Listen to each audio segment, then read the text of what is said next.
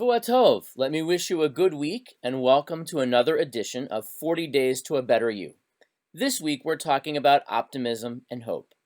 One story in the Torah that really captures the idea of optimism is the story of Hagar and Yishmael in the desert.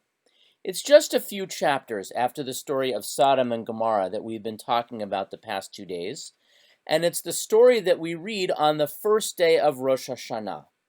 The story starts with the birth of Isaac, and then Sarah demands that her servant Hagar and stepson Yishmael be sent off into the desert so that Yishmael does not steal the spotlight from her own son.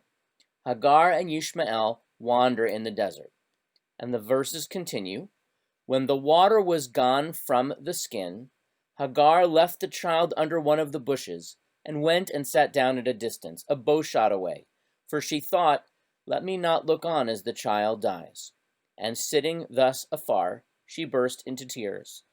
God heard the cry of the boy, and an angel of God called to Hagar from heaven and said to her, "What troubles you, Hagar? Fear not, for God has heeded the cry of the boy where he is.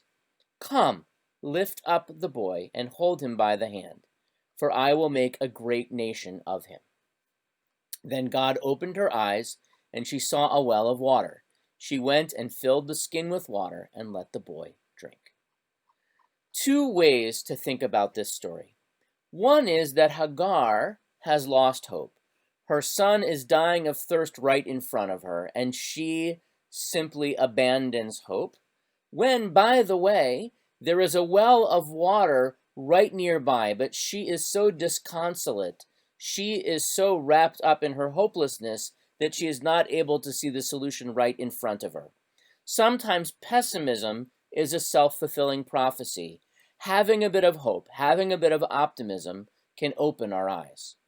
The other thing is that we know that sometimes our optimism does not pan out. God saves Yishmael from death, even though we know full well that some of his descendants will end up causing a lot of trouble for the Jewish people in later generations. But God says, "I heard Yishmael's voice ba'asher husham," where he was at that moment.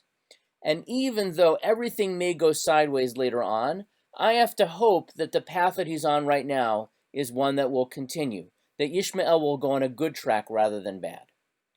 So as we enter these high holidays and we read the stories of Abraham and Isaac and Yishmael and Hagar, we can cultivate a feeling of hope. Maybe God will see us for who we are, not for who we were, and maybe not even for who we might be if we miss. And maybe, just maybe, God will open our eyes with hope to the solutions that are in front of us that we might miss if we don't have the optimism to look for them.